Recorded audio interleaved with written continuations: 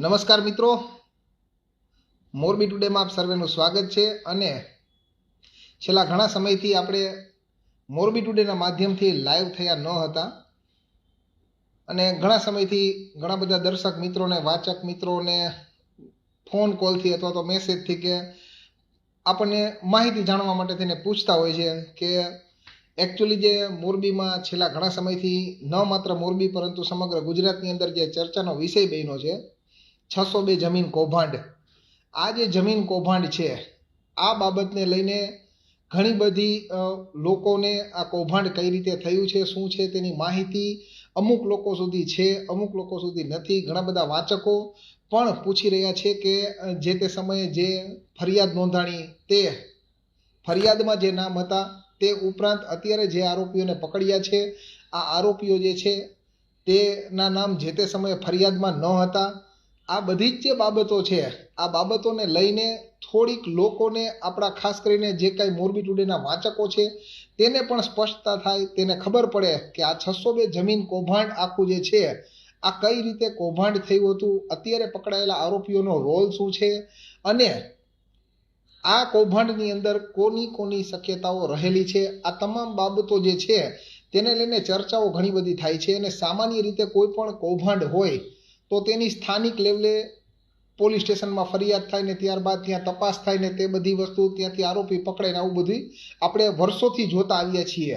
પરંતુ આ એક જે જમીન કૌભાંડ થયું, આ જમીન કૌભાંડની સ્થાનિક લેવલથી લઈને ગુજરાત સરકાર સુધી શું કામ ગુંજ થઈ, શા માટે આ ચર્ચાનો વિષય બન્યો અને આ ચર્ચાનો વિષય બનવાની સાથોસાથ મોરબી જિલ્લામાંથી આ તપાસને શા માટે સીઆઈડી ગાંધીનગર સુધી લંબાવી પડી અને સીઆઈડી ગાંધીનગરને સોંપવામાં આવ્યા બાદ હવે હાલમાં સીઆઈડીએ જે કાંઈ આરોપીઓને પકડવા માટેનો દોર શરૂ કર્યો છે.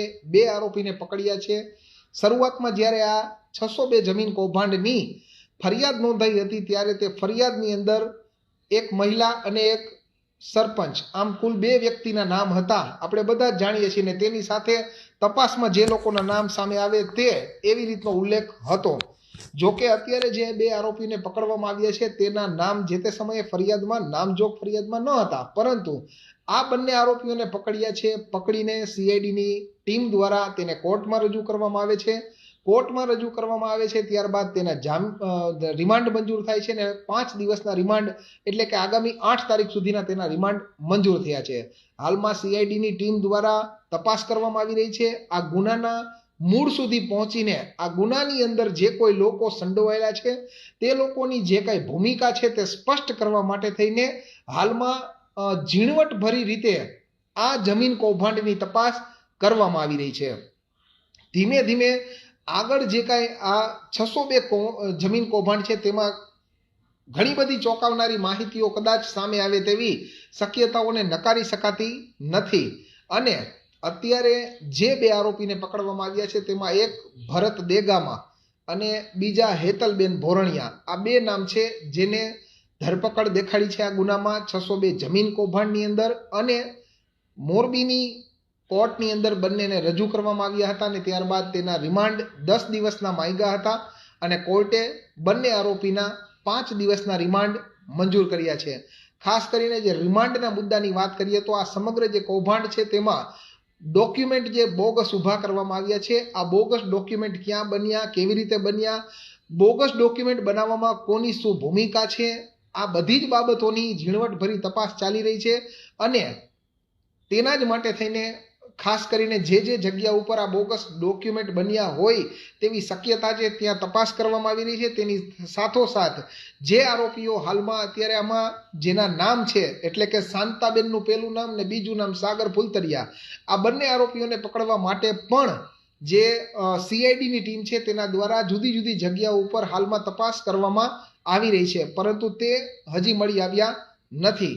ત્યારે મૂળ વાત કરીએ તો આજે 602 સર્વે નંબર વાળી જમીન છે તે બેચરભાઈ ડુંગરભાઈના નામની હતી અને વર્ષોથી તેમના જે સંતાનો છે અને ત્યારબાદ તેમના બેચરભાઈના દીકરાને એના પછીની આગલી પેઢીમાં જે કાંઈ બાળકો અથવા તો જે કાંઈ વારસદાર હતા તે લોકોએ કાયદાની અજ્ઞાનતાના કારણે પોતે પોતાની જે વર્ષોથી પોતાની માલિકીની જમીન છે આ જમીનમાં વારસદાર તરીકે તેમણે પોતાના નામ જે એડ કરવાના હોય તે એડ કરેલા ન હતા, જેથી કરીને આ વર્ષોથી એક જ નામ એટલે કે બેચર ડુંગરના નામથી આ જમીન જે છે તે રેવન્યુ રેકર્ડમાં હતી અને આના કોઈ વારસદાર નથી આવું સમજીને અથવા તો આવી માહિતી ક્યાંકથી સાચી ખોટી મળી હોય જેના આધારે જે લોકોએ આ જમીન કૌભાંડ કરવા માટેનો પ્રયત્ન કર્યો એ લોકોએ આખું એક બોગસ નામ આધારે બોગસ ડોક્યુમેન્ટ ઊભા કરવાની શરૂઆત કરી, પરંતુ એમાં પણ ક્યાંક ને ક્યાંક ઓલું કે ને કે એક ખોટું થાય એ 1000 ખોટા કરાવે અને 1000 ખોટા કરે ને તો એ 1000 ખોટા ક્યારેક ખોટા સાબિત થાય ને થાય. આવો જ ઘાટ આ 602 જમીન કૌભાંડની અંદર જોવા મળી રહ્યો છે, કારણ કે જમીનના વારસદાર બનવા માટે થઈને શાંતાબેન જે છે તેણે વારસાઈ આંબો કઢાવ્યો, વારસાઈ આંબાના આધારે ત્યારબાદ વારસદાર તરીકે તે જમીનની અંદર પોતે પોતાનું નામ એડ કરાવવા માટે જે તે જગ્યાએ પ્રાંત અધિકારીમાં અને મામલતદાર કચેરીમાં જ્યાં એની એન્ટ્રી કરાવવા માટે થઈને તેમણે અરજી કરીને ત્યારબાદ એન્ટ્રી પ્રમાણિત થઈને પ્રમાણિત થયા બાદ આ સમગ્ર કૌભાંડ જે છે તેને આકાર લીધો. પરંતુ સૌથી મોટી વાત એ છે કે આ જે કૌભાંડ છે આમાં ઘણા બધા લોકોની સંડોવણીની ચર્ચા છે.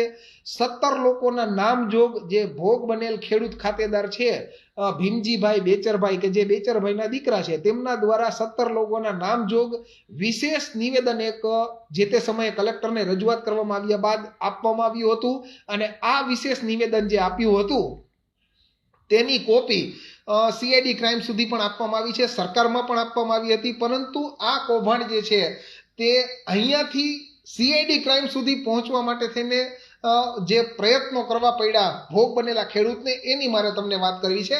કારણ કે એક બાજુ એવું કહેવામાં આવે છે કે ભોગ બનેલ વ્યક્તિ જ્યારે પણ કોઈ પોલીસ મથકમાં જાય ત્યારે તેની પહેલી ફરિયાદ લઈ લેવાની અને ત્યારબાદ જે છે ફરિયાદ લીધા બાદ આગળની તપાસ કરીને જે આરોપી છે તેને પકડવામાં આવતા હોય છે.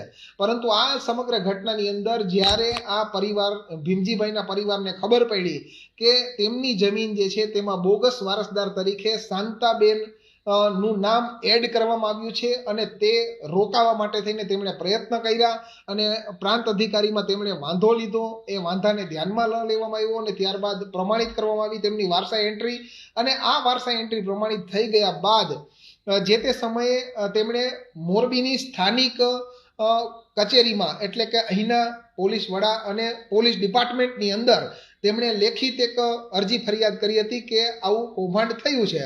ત્યારબાદ અહીંયાથી જે તપાસ થવી જોઈએ તે તપાસ થઈ અને તપાસ થયા પછી પણ જે ફરિયાદ લેવા માટેનો ટાઈમ આવ્યો ત્યાં સુધીમાં તપાસ જે કરતા હતા તે અધિકારી પાસેથી તપાસ લઈ લેવામાં આવી, બીજા અધિકારીને સોંપવામાં આવી, કારણ કે આમાં કેટલાક નામ એવા હતા કે જે નામ બહાર ન આવે તેવું ઘણા બધા લોકો ઈચ્છતા હતા. પરંતુ આ જે સમગ્ર મામલો છે તે મામલાને લઈને જે ભોગ બનેલ ખેડૂત ખાતેદાર છે તેના દ્વારા હાઈકોર્ટમાં પિટિશન કરવામાં આવી ને હાઈકોર્ટમાં પિટિશન કરવાની સાથોસાથ તેમણે રાજ્ય સરકાર સુધી પણ રજૂઆતો કરી હતી અને રાજ્ય સરકાર સુધી જે રજૂઆતો કરી તેના ફળ સ્વરૂપે ફરિયાદ અને લેવામાં આવી. જોકે જે મૂળ ફરિયાદી હતા તેમણે જે રજૂઆત કરી હતી, જે તેમણે જે વાત કરી તે મુજબ નામજોગ ફરિયાદ ન લેવામાં આવીને તેના માટે પણ ઘણી બધી દલીલો કરવામાં આવી હતી અને ત્યારબાદ કલાકો સુધી એ પોલીસ સ્ટેશને બેસાડવામાં આવ્યા અને હજી તો ફરિયાદ નોંધાણી ન હતી ત્યાં 100 વ્યક્તિનો આમાં કોઈ રોલ નથી, 100 વ્યક્તિનો આમાં કોઈ રોલ નથી એમ કહીને ફરિયાદીનું મોરલ તોડવા માટેના ઘણા બધા પ્રયત્ન થયા. પણ એના પાછળનું મુખ્ય કારણ શું હોય તે આપણે નથી કહી શકતા, પરંતુ હાલમાં જે રીતે જે ડાયરેક્શનથી સીઆઈડી દ્વારા તપાસ કરવામાં આવે છે તેમાં ભવિષ્યમાં 100% આ બધી જ બાબતોના ખુલાસા થશે. એટલે આપણે હાલમાં અત્યારે આ બાબતે કાંઈ આગળ વાત નથી કરવી, પણ અત્યારે જે 2 આરોપીને પકડ્યા છે એ 2 આરોપીના મુખ્ય આ 602 કૌભાંડની અંદર શું રોલ છે આ બાબતને લઈને મારે આપને વાત કરવી છે. અને ખાસ આ જે 602 કૌભાંડ છે આવા જમીનના કૌભાંડો ઘણા બધા થતા હશે, પરંતુ આ કૌભાંડ ન માત્ર મોરબી સમગ્ર ગુજરાતની અંદર ચર્ચાનો વિષય બની ગયો કે વજે પર 602 જમીન કૌભાંડ શું છે આ જાણવામાં ઘણા બધા લોકોને રસ છે. અને ખાસ કરીને જે 2 આરોપીને હમણાં તાજેતરમાં જ સીઆઈડીની ટીમ દ્વારા પકડવામાં આવ્યા છે. આ બંને આરોપીઓ કે જેમાં હેતલબેન ભોરણિયા એ છેલ્લા ઘણા વર્ષોથી મોરબી તાલુકા સેવા સદન ખાતે ત્યાં ટેબલ રાખીને ફોર્મ ભરવાની ને એવી કામગીરી કરે છે. આવું ત્યાંથી સ્થાનિક લોકો પાસેથી જાણવા મળે છે કે સરકારી યોજનાના ફોર્મ હોય કે બીજા ત્રીજા ફોર્મ હોય કે આવું કંઈક કામ ઈ કરતા હોય છે અને એના બદલામાં જે કાંઈ નજીવું કમિશન કે ચાર્જ લેતા હોય છે ને એ લોકો આપતા હોય છે. પણ આ કૌભાંડની અંદર અત્યારે એમની ધરપકડ શા માટે થઈ? આ પ્રશ્ન ઘણા બધા લોકોને થાય છે ને ઘણા બધા લોકો જે છે તેમના ફોન અને મેસેજ આવે છે. એટલે હું મારી પાસે જે માહિતી છે, મને પોલીસના સૂત્રો પાસેથી જે માહિતી મળી રહી છે એ મુજબની માહિતી હું તમારા સુધી પહોંચાડવા માટે ને તમને પણ ખબર પડે કે હજી મુખ્ય આરોપી બાકી છે, પરંતુ આ જે બે આરોપી અત્યારે પકડાણા છે એમનો રોલ શું છે એના માટે થઈને અત્યારે હું ખાસ લાઈવ થયો છું. કારણ કે મેં જોયા કાલના ઘણા બધા માધ્યમોની અંદર જે સમાચાર આવ્યા કે આ બે આરોપી પકડાય એના 5 દિવસના રિમાન્ડ, પરંતુ આ બંનેનો જે રોલ છે તેની સ્પષ્ટતા ન હતી. એટલા માટે હું તમને માહિતી મળે એ હેતુથી અત્યારે લાઈવ થયો છું ખાસ. અને જે બે આરોપીને પકડવામાં આવ્યા છે તેમાં જો હું પહેલા તમને હેતલબેન ભોરણિયાની વાત કરું તો શાંતાબેન દ્વારા પોતે વારસાઈ આંબો મેળવવા માટે થઈને એક અરજી કરે છે અને આ અરજી કરવા માટે થઈને જે સોગંદનામાનો ઉપયોગ કરે, જે સ્ટેમ્પ પેપરનો ઉપયોગ કર્યો, આ સ્ટેમ્પ પેપરની જે ખરીદી છે ને એ ખરીદી હેતલબેન ભોરણિયાના નામથી થઈ હતી અને તે સ્ટેમ્પ પેપરનો ઉપયોગ કરીને શાંતાબેન જે બોગસ વારસદાર બન્યા હતા તેમનું બોગસ વારસાઈ આંબો જે બન્યો હતો તે લેવામાં આવ્યો. એટલે કે જે બોગસ વારસાઈ આંબો મેળવવા માટે થઈને સોગંદનામું કરવામાં આવ્યું હતું તે સ્ટેમ્પ પેપર જે છે તે હેતલબાઈને પોતાના નામથી લીધો હતો. આટલું જ નહીં, પરંતુ જે વારસાઈ એન્ટ્રી માટે થઈને જ્યારે મામલતદારમાં એક સોગંદનામું કરવામાં આવ્યું અને આ સોગંદનામું કરવા માટે થઈને જે સ્ટેમ્પ પેપરનો ઉપયોગ કરવામાં આવ્યો છે આ સ્ટેમ્પ પેપર પણ હેતલબેન ભોરણિયાના નામથી લેવામાં આવે છે. એટલે કે આ કૌભાંડની શરૂઆત થાય છે ત્યારથી હેતલબેન નું ઇન્વોલ્વમેન્ટ આ કેસની અંદર જોવા મળે છે. સ્ટેમ્પ પેપરની ખરીદી થાય છે ત્યારથી જ હેતલબેન ભોરણિયાનું નામ છે. એટલે કહેવાનો મતલબ એ છે કે એમની ધરપકડ એટલા માટે થઈ છે, માત્ર એક સહી કરવા માટે નથી થઈ. ઘણા બધા લોકો એવી વાત કરતા હતા કે એમણે એક ખાલી સહી કરી એટલે એમની ધરપકડ થઈ, પણ આ તમને જાણકારી માટે કહું છું કે જે ડોક્યુમેન્ટ બોગસ બન્યા છે એની શરૂઆત એટલે કે વારસાઈ આંબો મેળવવા માટે જે સોગંદનામાનો ઉપયોગ થયો એ સોગંદનામું હેતલબેન ભોરણિયાના નામનું છે. તેમજ જે વારસાઈ એન્ટ્રી માટે એક સોગંદનામું કર્યું હતું એ સ્ટેમ્પ પેપર પણ હેતલબેન ભોરણિયાના નામનો છે. આટલું જ નહીં, આ સમગ્ર કૌભાંડની અંદર બે બોગસ મરણના દાખલા પણ રજૂ થયા છે, જેમાં મોરબી નગરપાલિકાના આ બંને મરણના દાખલા છે અને તે બાબતે જે તે સમયે તપાસનીશ અધિકારી દ્વારા મોરબી નગરપાલિકા હતી અને ત્યારે તેમાં જે પત્ર વ્યવહાર કર્યો અને આ જે બે દાખલા મરણના આ કૌભાંડના કામે રજૂ થયા હતા તે સાચા છે કે ખોટા તે જાણવા માટે ને તેમાં જે નગરપાલિકામાંથી મહાનગરપાલિકા બન્યા બાદ તેના અધિકારી દ્વારા જે એક જવાબ આપવામાં આવ્યો ને તે જવાબની અંદર એવી સ્પષ્ટતા છે કે જે બે મરણના દાખલા આ જમીન કૌભાંડની અંદર રજૂ કરવામાં આવ્યા છે કે જેમાં શાંતાબેન જે બોગસ વારસદાર બને છે તેના માતા અને પિતાના દાખલા છે તેવું કહેવામાં આવે છે. એકચ્યુઅલી જે શાંતાબેન છે તેના પિતાનું નામ અલગ છે, તેના પિતાનું નામ બેચરભાઈ નથી. આ બધા જ જાણે છે, કેમ કે છેલ્લા સમયગાળામાં અમારા માધ્યમમાં અને બીજા માધ્યમમાં સમાચાર આવ્યા હશે, તમે જાણતા હશો. એટલે હું એ દાખલા મારી પાસે એની કોપી છે પણ એ નામ નથી લેતો. એટલે એ બંને જે મરણના દાખલા કોઈ પણ રીતે કોઈ પણ સંજોગે ક્યાંથી નગરપાલિકામાંથી નીકળ્યા, કોના કહેવાથી નીકળ્યા, ખરેખર નગરપાલિકામાંથી નીકળ્યા છે કે નથી નીકળ્યા, બીજી કોઈ જગ્યાએથી બારોબાર મેળવવામાં આવ્યા છે કે કેમ, આવી ઘણી બધી પ્રશ્નોત્તરી છે. આ નગરપાલિકાના જે દાખલા જે રજૂ કરવામાં આવ્યા છે તે એકચ્યુઅલી જે નગરપાલિકામાંથી દાખલા નીકળતા હોય છે તેના ફોર્મેટ મુજબના જ દાખલા છે. એટલે ક્યાંકથી ફર્મો મળ્યો હોય, શું હોય, કેવી રીતે હોય, અથવા તો જે એમાં પ્રિન્ટ થયેલો કાગળ છે એ કાગળ ખરેખર જે નગરપાલિકામાં વપરાય છે એ મુજબનો છે કે નહીં, આવી ઘણી બધી બાબતોની તપાસ ઝીણવટ ભરી થશે. એટલે આમાં જે કોઈ સંડોવાયેલા હશે, જે કોઈ પોતાની ભૂમિકા હશે, અને 602 જમીન કૌભાંડ મોરબીના ઇતિહાસમાં એવું કહી શકાય કે મોરબી એક વખત યાદ રાખશે કે ખોટું કરનાર વ્યક્તિને કઈ રીતે સીઆઈડીની ટીમ અને પોલીસ વિભાગમાં જે કોઈ અધિકારીએ પોતાનું નિષ્ઠાપૂર્વક કામ કર્યું છે તે ક્યાં સુધી પહોંચાડી શકે છે તે મોરબી પણ યાદ રાખશે, એમાં શંકાને કોઈ સ્થાન નથી. હું જે મરણના દાખલાની વાત કરતો હતો તેના ઉપર પાછો આવું તો જે મરણના દાખલા બોગસ ઇસ્યુ થયા છે એવો જે રિપોર્ટ પણ મહાનગરપાલિકામાંથી મળી ગયો છે. હવે એ નગરપાલિકાના જે બોગસ મરણના દાખલા હતા ને એ જે તે સમયે વારસાઈ એન્ટ્રી કરવા માટે થઈને જ્યારે રજૂ કરવાના હતા કે બીજું કંઈ, ત્યારે જે નોટરી પાસે તેના પ્રમાણિત કરવા માટે ખરી નકલના સિક્કા મરાવવા માટે એ દાખલા લઈને જવાવાળી વ્યક્તિ કોણ હતી? તો એ વ્યક્તિ હેતલબેન ભોરણિયા હતી. આવી પોલીસ સૂત્રો પાસેથી માહિતી મળી રહી છે. એટલે પહેલેથી જ આ આખા કૌભાંડની અંદર એમનું ઇન્વોલ્વમેન્ટ દેખાય છે.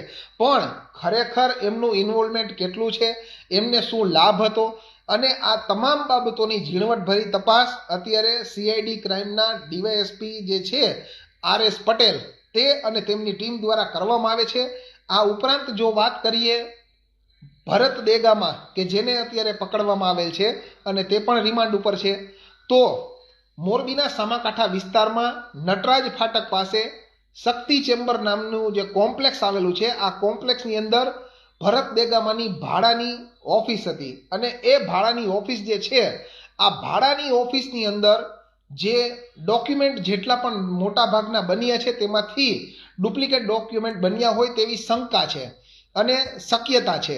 એટલા માટે પોલીસ વિભાગ દ્વારા તેમનું કોમ્પ્યુટર અથવા તો લેપટોપ અથવા તો જે કોઈ મશીનરીનો ઉપયોગ કરીને બોગસ ડોક્યુમેન્ટ બન્યા છે અથવા તો બોગસ ડોક્યુમેન્ટ કાઢવામાં આવ્યા છે તે તમામ વસ્તુઓને રિકવર કરવા માટે, કબજે કરવા માટે થઈને તેને રિમાન્ડ ઉપર લેવામાં આવેલ છે. અને આજે જે અમને માહિતી છે તે મુજબ મોરબી શહેર અને માળિયા તાલુકાના ગ્રામ્ય વિસ્તારમાં પણ સીઆઈડીની ટીમ પહોંચી હતી અને ત્યાંથી પણ તેમને કેટલાક લોકોના નિવેદન લીધા છે અથવા તો કેટલાક લોકોની પૂછપરછ કરી છે, સ્થળના પંચનામા કર્યા છે. આવી બધી જ કામગીરી અત્યારે ક્રમશઃ ચાલી રહી છે. અને આ જે ભરત દેગામા છે તેની અત્યારે આપણને જે માહિતી પોલીસ સૂત્રો પાસેથી મળી રહી છે તે મુજબ જે તે સમયે આ કૌભાંડ જ્યારે ચર્ચાનો વિષય બન્યું ન માત્ર મોરબી પરંતુ સમગ્ર ગુજરાતમાં, ત્યારે એવી વાત છે, હું આ વાતને એટલા માટે અમે જાણીએ છીએ એવું એટલા માટે નથી કહેતો કેમ કે માહિતી મળી છે. સાચું છે કે ખોટું છે તે સીઆઈડીની ટીમને તપાસ કરવાની છે, પોલીસ અધિકારીઓને તપાસ કરવાની છે. અને જે કાંઈ આખો બનાવ છે તેમાં ક્યાંક ને ક્યાંક ભરત દેગામા જે છે તેનો પણ બોગસ ડોક્યુમેન્ટ મેનેજ કરવામાં અથવા તો એકત્રિત કરવામાં અથવા તો મેળવવામાં મુખ્ય રોલ હોય અને પ્રથમથી જ તેનો રોલ હોય તેવું દેખાઈ રહ્યું છે. એટલા માટે અત્યારે આ બે જે આરોપી છે તેને પકડીને રિમાન્ડ ઉપર લેવામાં આવ્યા છે. અને એવું પણ કહેવાય છે કે આ કૌભાંડ જ્યારે ચર્ચાનો વિષય બન્યો ત્યારબાદ ભરત દેગામાને કેટલાક લોકો ખાનગી ગાડીમાં કોઈ ખાનગી જગ્યાએ લગભગ કારખાના વિસ્તારમાં અથવા તો અન્ય કોઈ જગ્યાએ લઈ ગયા હતા અને ત્યાં શું ઘટના બની એ બાબતની સંપૂર્ણ વિગત ભરત દેગામાએ લગભગ પોલીસ ડિપાર્ટમેન્ટને જાણ કરી દીધેલ છે. અને સીઆઈડીના અધિકારીઓ પણ તપાસ કરી રહ્યા છે. કોણ લઈ ગયા હતા, શા માટે લઈ ગયા હતા, ત્યાં શું બનાવ બન્યો હતો, આ સંપૂર્ણ બાબત જે છે તે સીઆઈડી ક્રાઇમના અધિકારીને તેના દ્વારા આપવામાં આવી હોવાની માહિતી મળી રહી છે. સીઆઈડી ક્રાઇમના અધિકારીને ન આપી હોય તો જે તે સમયે પૂછપરછ દરમિયાન પોલીસ ડિપાર્ટમેન્ટના અધિકારીને આપી છે. એટલે પૂરેપૂરી રીતે જોવા જઈએ તો આ જે 602 જમીન કૌભાંડ છે તે 602 જમીન કૌભાંડની અત્યારે આમ જોવો ને તો વટાણા વેરાઈ ગયા છે એવું કહી તો એમાં અતિશયોક્તિ નથી. કારણ કે હવે ક્રમશઃ અત્યારે જે બે વ્યક્તિઓને પકડ્યા છે તેની પાસેથી ઘણી બધી ચોંકાવનારી માહિતી સામે આવે તેવી શક્યતા છે. અને એમના 5 દિવસના રિમાન્ડ મેળવ્યા છે, જેમાંથી આજે હજી 1 જ દિવસ પૂરો થયો છે. હજી 4 દિવસ તેમની સીઆઈડી ક્રાઇમની ટીમ દ્વારા તપાસ પૂછપરછ કરવામાં આવશે. જુદી જુદી જગ્યાએ લઈ જઈને તેમની જે કંઈ હકીકત છે તે મેળવવામાં આવશે. તેની સાથોસાથ આ ગુનાની અંદર સંડોવાયેલા જે કોઈ આરોપીઓ છે તે તમામ આરોપીઓને પકડવા માટેની પણ તજવીજ હાથ ધરાશે. અને સૌથી મોટી વાત એ છે કે આવડું મોટું કરોડો રૂપિયાની જમીનનું જે કૌભાંડ છે તે બાહ્ય વ્યક્તિઓ કરી શકે માત્ર એવું શક્ય નથી. કારણ કે આમાં ક્યાંક ને ક્યાંક કોઈને કોઈ રીતે અધિકારીઓનું પણ ઇન્વોલ્વમેન્ટ હોવાની શક્યતાઓને નકારી શકાતી નથી. ત્યારે જોવાનું એ રહેશે કે હાલમાં જે સીઆઈડી ક્રાઇમની ટીમ દ્વારા તપાસ કરવામાં આવી રહી છે તેનો ગાળિયો કોના ગળા સુધી પહોંચે છે અને ભવિષ્યમાં કોણ કોણ આરોપી તરીકે આ 602 જમીન કૌભાંડની અંદર આવે છે તેના ઉપર સૌની નજર મંડાયેલી છે. નમસ્કાર.